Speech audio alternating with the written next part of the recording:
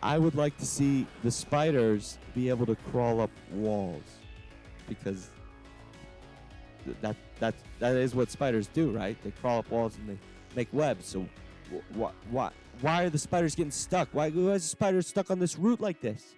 Why is it stuck on this root?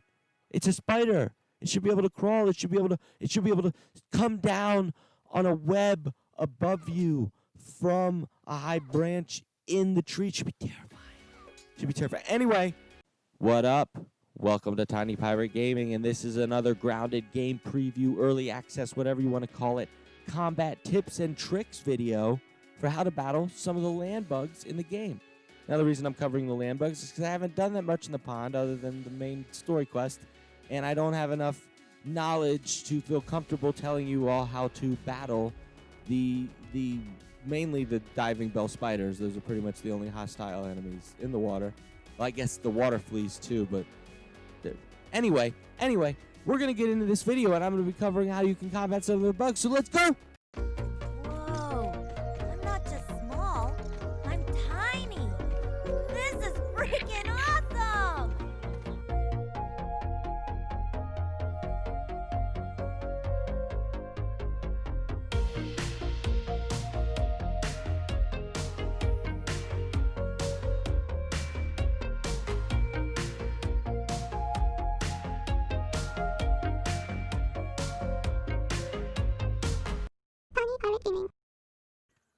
Number 1.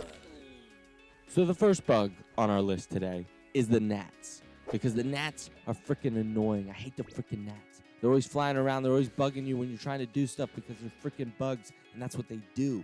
Anyway, if you want to find the gnats, I don't know, just stand around. They're going to come find you. But if you're really hunting some gnats, they usually hang out near the water puddles, and there's actually swarms of them around the flooded sprinkler zones. There's 2 of those around the yard. I'll leave it up to you to find them on your own. Anyway, you can also find swarms of them around the rose bush, but I have a feeling that the ones around the rose bush will eventually turn into bees. I feel like they're a placeholder, they're a stand-in for the bees at the moment. But anyway, the gnats' threat level is very low because they can't even hurt you. They can't take any health from you, so it's not a big deal. But they can push you, and that can be problematic if you're trying to hide from a larger bug and they're pushing you into the sight of the larger bug, or they push you off of a high ledge. They can be dangerous to that regard, which is why they're on the list. The attacks that they can perform is they can fly into you and push you. That's pretty much it. That's all they can do. The strategy to defeat them, this is you got to pay attention. You can bash them with pretty much anything.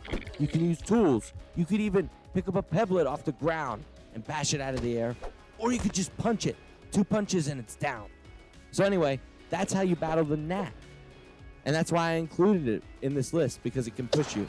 And I've been killed by gnats pushing me off of ledges when my health is low and I don't have a glider. It's not fun. Number 2 on the list is the mites.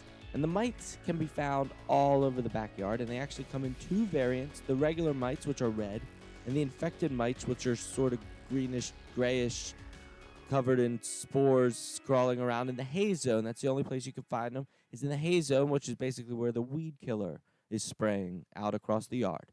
And you'll know when you're in there if you don't know about that place yet. Anyway, the threat level of the mites is low. But if you're a new player and you don't really know their attack strategies and you don't really feel comfortable with the controls yet, they can overwhelm you with their numbers when you don't have any good armor and any good weapons. So that's why they're just a low threat, but they can overwhelm you, so keep that in mind. Their attacks are that they can jump, lunge, slash at you. And the jump lunge can go pretty far, so even if they're far away, and oftentimes they will try to attack you without you even realizing they're there. So pay attention to your little scab meter. It will tell you when an insect is locked onto you and ready to attack. The infected variant of the mite can also shoot ranged attacks at you. It can shoot these little spore stingers at you, and they're a pain in the butt. So be ready for that if you're gonna go fight them. The strategy when you do decide to go fight them is to strafe and dodge and sidestep and then counterattack. Now, if the sound is working properly, because the game is in early access, but if the sound is working properly for you, they should do a little battle cry before they lunge at you. And that's your indication that you want to sidestep, because once they've launched themselves into the air for their attack, they cannot stop themselves or change direction. So you can sidestep and then you can counterattack. Also, if you land an attack on a mite, if it's in the middle of its attack motion or if it's just trying to move around, you will immediately stop its movement. So if one's lunging at you, you might be able to hit it before it hits you and stop it before it can. So there's another strategy about how to beat the mites. Number 3, the ants. There are 2 variants of ants, the worker ants and the soldier ants. The worker ants you can find all over the backyard. I mean, they are everywhere. They're out hunting weevils. Sometimes they'll walk right up on you. They're always investigating stuff, and they're always gathering hot dog bits and cookie bits or whatever sort of seasonal food item has been tossed into the backyard. So you can find them all over the place. The soldier variant of the ant is usually found near the westerly anthill or down inside of the abandoned anthill underneath the oak tree. The soldier ants are larger and stronger than the worker ants. And when it comes to their threat level, I give the worker ant a low to medium if they're in a swarm, and the soldier ants are a medium to a high if they're in a swarm. Usually the worker ants and the soldier ants will combination attack you if they are in proximity to each other when you engage them. But usually they will be passive, the worker ants. The soldier ants will not be passive unless you are wearing the ant armor. The attacks that they perform, when it comes to the worker ant, they can do a quick bite and a sort of charge bite. The charge bite, mind you, can actually travel a long distance. So if you see it charging up for that charge bite and you think you're going to back away and stand, 5, 6, 7 centimeters away, it lunges like 10 centimeters with that lunge attack. So just be aware of that.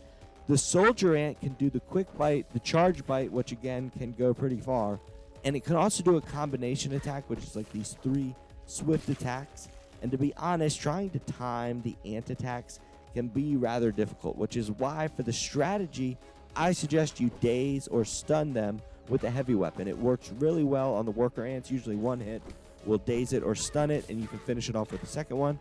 The soldier ants, you are going to want to strafe around and try to block if they're doing repetitive attacks against you. But usually when you're strafing, once they begin their attack motion, they will be locked in the direction that they begin the attack. So you can usually sneak around behind them and land a few clean hits.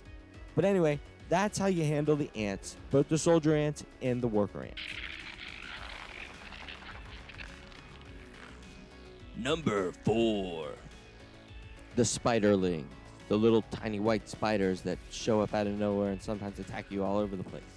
They can be found, as I said, roaming all over the yard, and they'll sneak up and attack you, and you'll hear them hissing at you, so that's how you'll know they're there. But they can also be found in spider dens. They are up in the hedge branches, and if you break open any web sacks, be prepared, because the Spiderlings will attack you. The threat level I give the Spiderlings is medium. Unless they're in a swarm and they get all around you, then they can be rather dangerous, so I give them a high threat level. The attacks that they can perform is the quick bite, and they will constantly try to strafe around you and confuse you with their swift motions, so be prepared for that. This is why the strategy that I recommend is to bash them quickly with the heavy weapon. It's usually just one hit. If you got a big heavy weapon like a club or the mint mallet, and you'll just bash them, and it'll be over real quick, and you don't have to worry about them running around all over the place. But if they do surround you and there is a swarm and they are running around all over the place, just keep your head on a swivel and counter strafe. As they're strafing, you go ahead and you start strafing, because that'll start to confuse them. So, fight fire with fire. Noteworthy, though, this is something that you want to keep in mind. That is, stalking spiderlings that attack you randomly in the yard in unusual locations are usually and sometimes accompanied by orb weavers and sometimes even a wolf spider. So just be aware that they usually don't stalk alone. So if you're not in the hedge, or you're not down in the spider den, or you're not cracking open web sacks, and you run into one of them, there might be a larger spider nearby. Number 5. Next on this list, I put the Orb Weaver Spiders. Now, a lot of people might be confused because they might be terrified of the Orb Weaver Spiders, but the Orb Weaver Spiders are actually not that strong when it comes to the other large bugs that you will encounter, which is why I don't rank them as high as I do some of the other large bugs that are more of a threat. Anyway, you can find the Orb Weaver Spiders in the spider dens, obviously. They are also on the ground in the hedge region, beneath the branches, near the border fence around the pond, and sometimes they roam vicariously and randomly across the yard. So you might run into them at the Mysterious Machine. You might run into them at the Girth action figure head. You might run into them at these weird rocks that are stacked up near the flooded zone, sort of. They're all over the place. Anyway, the threat level that I give to the Orb Weaver Spider is high, and they can be very high when they're in a swarm. They can be extremely dangerous because they usually will combat you in swarms, and if one of them sees another one in combat, it will immediately rush over to help. So in most cases, you're not fighting one Orb Weaver Spider alone. But if you are fighting one Orb Weaver Spider alone, they're not very difficult. Their attacks are a quick bite, a charge bite. They also have a combination attack where they do 3 quick bite attacks at once. Or not at once, but consecutively. And then they also have a web shooter, which they can shoot web out, which if it hits you, you will immediately be caught in web. Or sometimes it will hit grass behind you, which if you back into it, it will catch you in the web. One other thing that the Orb Weavers will do is, just like the Spiderlings, they will strafe in an attempt to confuse you and disorient you, so just be ready for that. My strategy for them, again, is bash them quickly and strafe back. Move frequently if they swarm around you, and try to keep the swarm in your line of sight so that you don't get one behind you, because that's what they try to do, is they get behind you and they shoot their web shooters, and the next thing you know, you're stuck in like 8 webs, and it's crazy.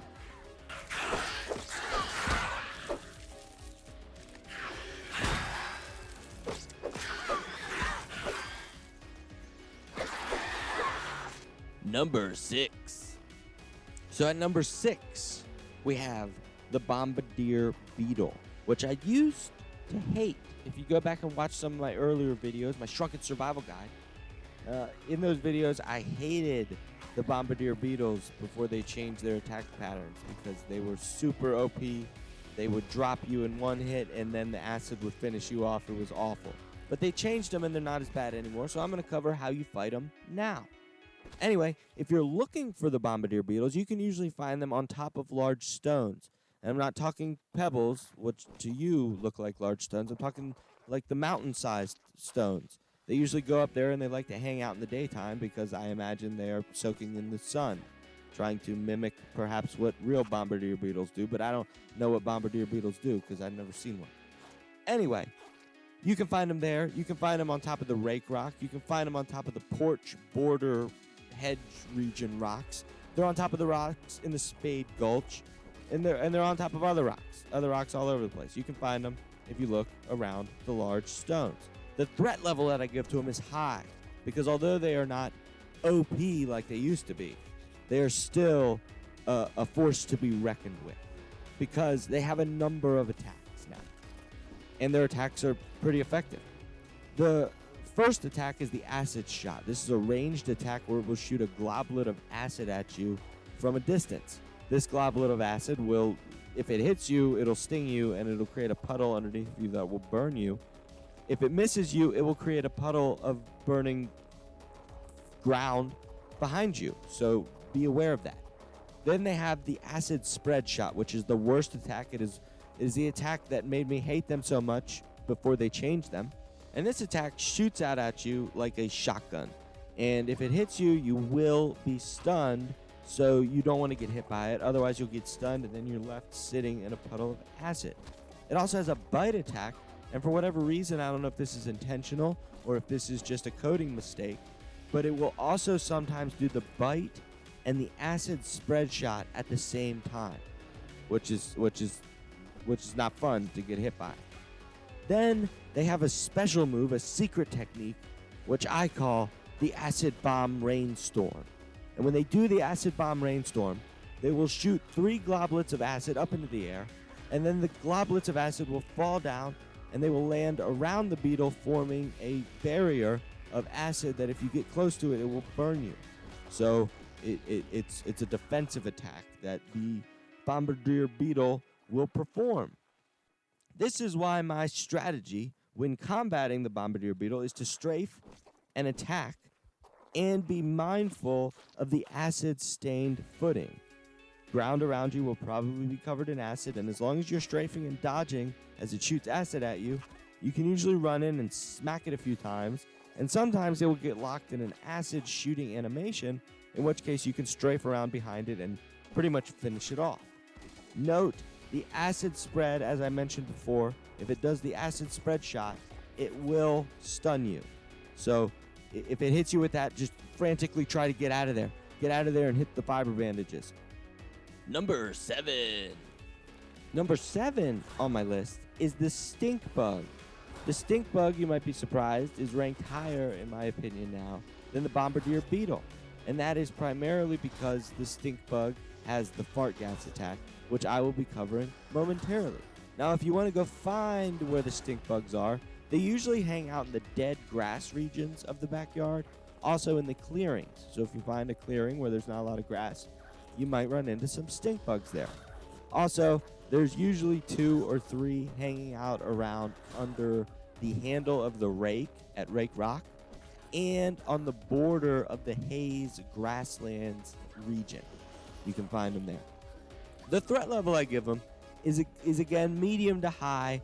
They're really on par with the Bombardier Beetle at this point, but I do rank them a little bit higher because their fart gas attack is very powerful. If you do not have a gas mask and you get caught up in a gas storm of Stinkbug fart gas, it will do hefty damage and possibly kill you rather quickly, which is why I rank them pretty high. Also, they have a very, very powerful bite attack. Now, it's easy to time the blocking of the Stinkbugs. In my opinion, they're probably the easiest bug to master block timing on, and if you want to really actually get good at your block timing, practice on the Stinkbugs, because although the bite attack is extremely powerful and probably will one-hit KO you if you're not wearing good armor, you can sort of see how the bugs do their attacks by practicing on the Stinkbug, because in my opinion it's the easiest one to master the timing.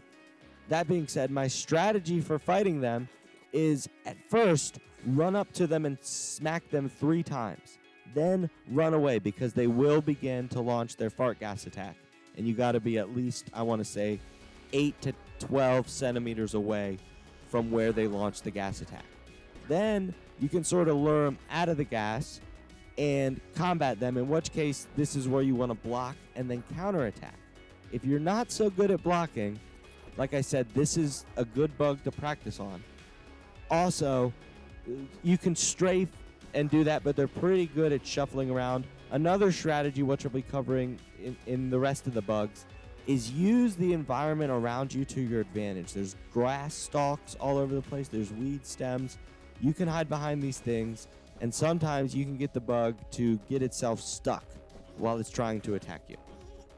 Also, as I mentioned before, the Stinkbug actually has, I think, either the 2nd or the 3rd strongest bite attack in the game, so be aware of that when you are battling them. Number 8. The Ladybug. A lot of people, I have noticed, have trouble with the Ladybug, and so I hope these tips and tricks that I'm going to cover right here will help you out.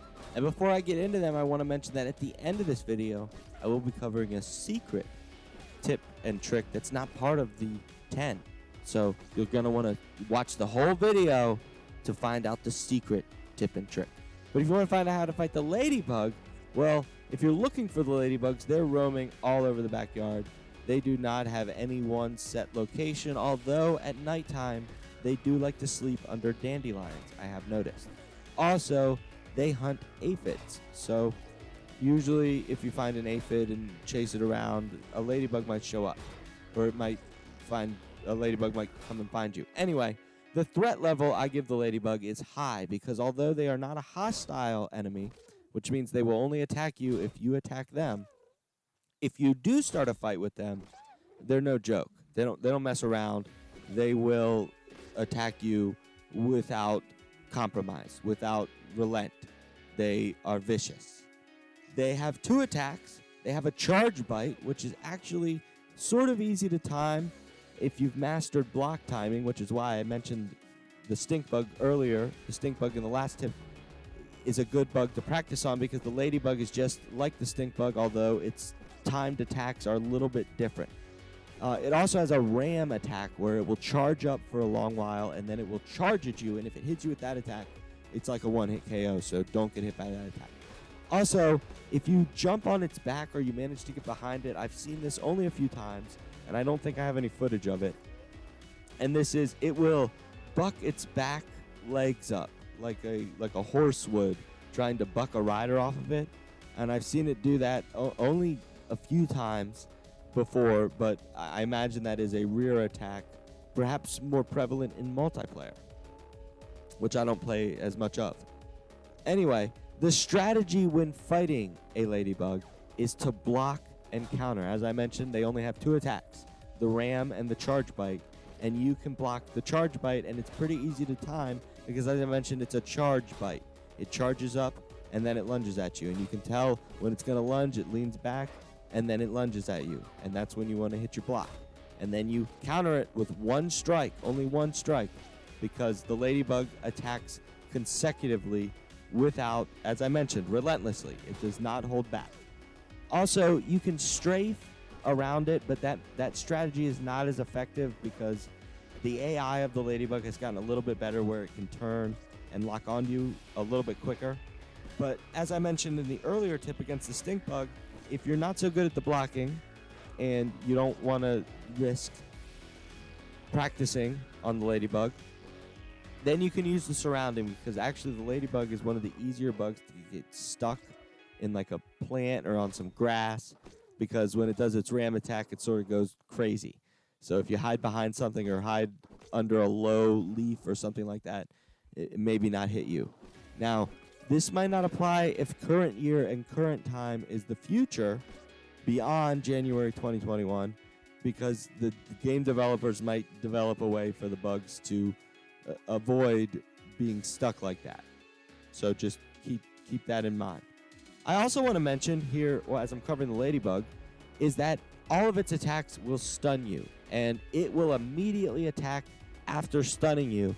So if you are not extremely quick at getting out of there and hitting up a fiber bandage, then it usually will kill you because it will keep you locked in a stun state unless you're wearing ladybug armor, which prevents you from always being stunned. As I mentioned before, the ladybug is passive unless you actively cause it to become aggro. And the ladybug, the coolest part about it is you can ride it. You can't control it. You can't do much with it, but you can ride it around. And if another bug tries to attack you while you're riding it, it will attack the ladybug, and the ladybug will fight with you to defeat the other bug, which is really cool. Anyway. Number 9. The Orb Weaver Jr. Yes, that is right. I consider the Orb Weaver Jr. one of the most dangerous enemies, one of the most dangerous insects or bugs, arachnids, that you can encounter in the backyard. Now, fortunately, the only place you can currently encounter the Orb Weaver Jr.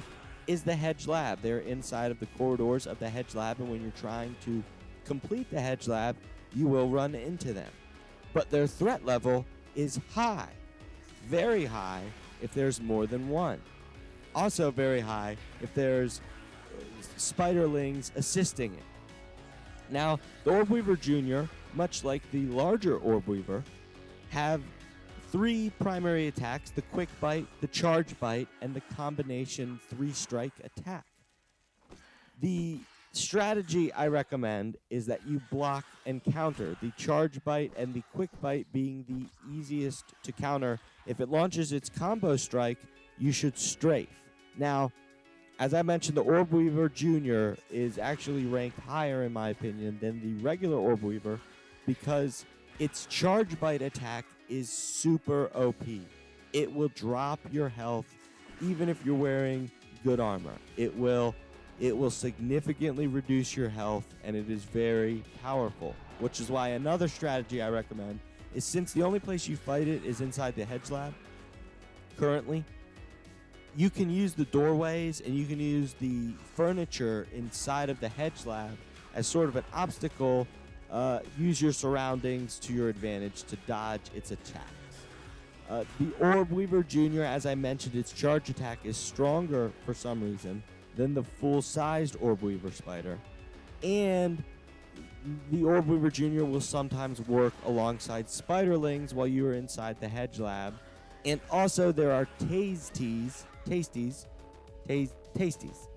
real tasty. There are lots of tasties inside of the hedge lab, so be aware of that when you are battling them, that you might also encounter some tasties. I'm not going to cover how to fight the tasties. Hopefully you can figure out how to fight a tasty. If not, I'll cover it in a future video, because I think tasty might be different by the time in the future, after the next update. Anyway, on to the next number. The final number, number 10.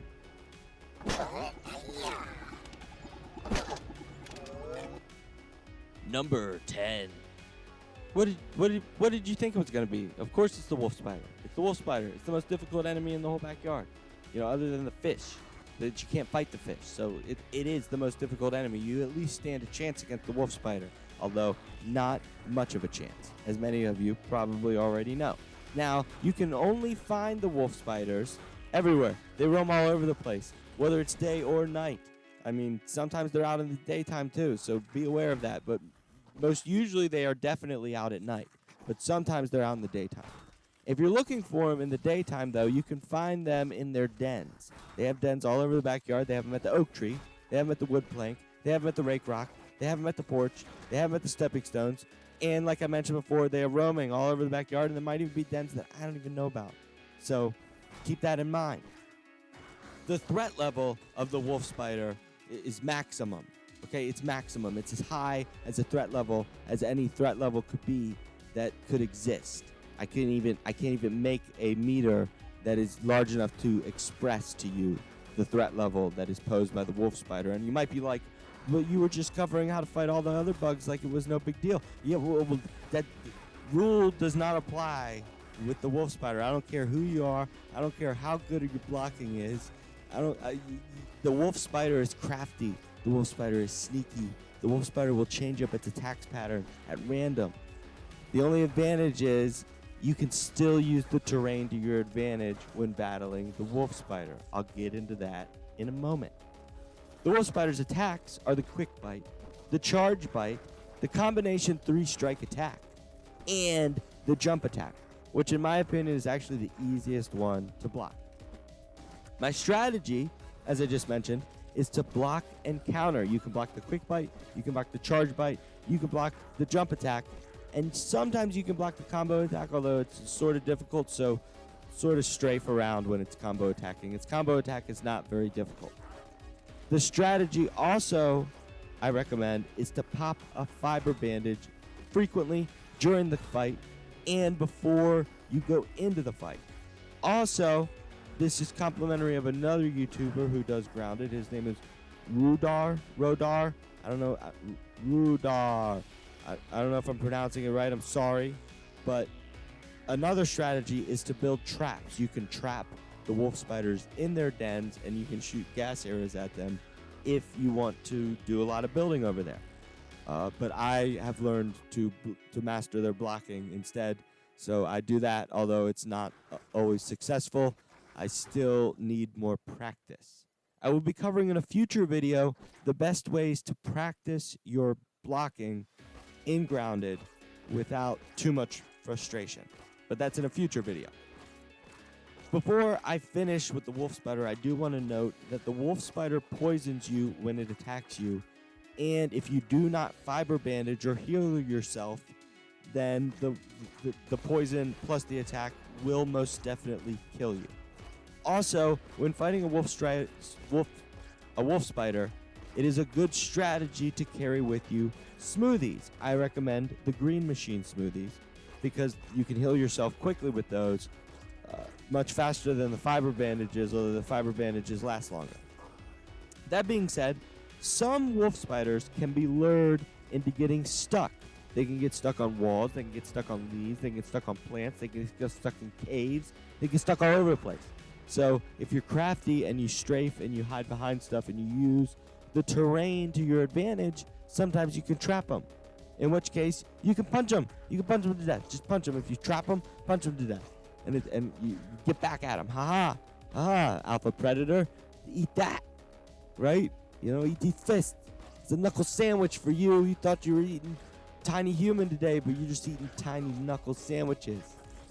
So there's a strategy for you if you don't want to build a trap and you don't want to fight it and learn to block time it. You can get it stuck on stuff, although the AI is improving with each update, and I do believe there are hot fixes occurring that are changing the AI as well, so they might outsmart getting stuck in the future. I also fully believe, and a lot of people might be mad at me, don't dislike my video because I'm saying this, but I would like to see the spiders be able to crawl up walls, because that is what spiders do, right? They crawl up walls and they make webs. So why are the spiders getting stuck? Why is the spider stuck on this root like this?